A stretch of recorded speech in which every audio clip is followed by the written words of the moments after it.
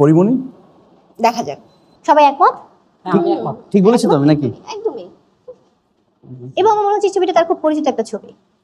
একদম পরিমণি। হঠাৎ পরিমণির ছবি দেখে কি বললেন পরিমণির সাবেক স্বামী শরীফুল রাজ, বিস্তারিত জানতে সম্পূর্ণ ভিডিওটি না টেনে দেখুন। পরিমণি ও শরীফুল রাজ ভালোবেসে বিয়ে করেছিলেন।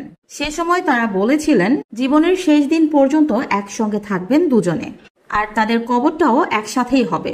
101 টাকা দেনমোহরে বিয়ে করেছিল রাজপরি। তবে আগের সংসারগুলোর মতোই খুব স্বল্প সময় স্থায়িত্ব নিয়েছিল এবারের সংসার ও পরিমণির। ছেলে রাজ্যের জন্ম হওয়ার পর থেকেই রাজপরীর সংসারে অশান্তির আগুন দাও দাও করে জ্বলতে থাকে। গেল বছর শরীফুল রাজকে ডিভোর্স দিয়ে সিঙ্গেল মাদার হিসেবে জীবনযাপন করছে ছেলেকে নিয়ে পরিমণি। সম্প্রতি একটি টিভি অনুষ্ঠানে পরিমণির চোখ দেখেই তাকে চিনতে বলা হয় শরীফুল রাজকে। পরিমণির চোখ দেখেই সময় নষ্ট না করে রাজ সাথে সাথেই বলে ওঠেন এটা পরিমণি। পরিমণির চোখ দেখে সবার আগে চিনেছেন শরীফুল রাজ।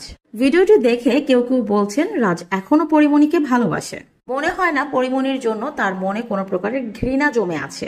যেখানে অন্য তারকারা চিনেও না চেনার ভান করে থাকে, সেখানে রাজের কোনো প্রকার কোনো অন্যরকম অনুভূতিই ছিল না। পরিমণির সাথে যখন রাজের সম্পর্ক শেষ হয়ে যায় তখন শরীফুল রাজ ডিপ্রেশনে চলে গিয়েছিলেন। তিনি সুইসাইডও অ্যাটেম্প করতে গিয়েছিলেন, এরকমও খবর পাওয়া গেছে।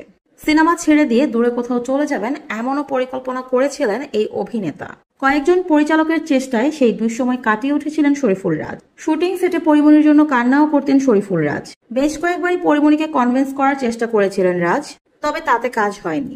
রাজকে ডিভোর্স দেওয়ার কারণ হিসেবে পরিমণি বলেছিলেন রাজ তার সাথে প্রতারণা করেছে একের পর এক। বিশ্বাসঘাতকতার তার কাছে কোনো ক্ষমা নেই। একাধিক পরক্রিয়ার সম্পর্কে জড়িয়েছিল শরীফুল রাজ, আর সে কারণেই শরীফুল রাজের সঙ্গে এক ছাদের নিচে থাকতে চাননি পরিমণি।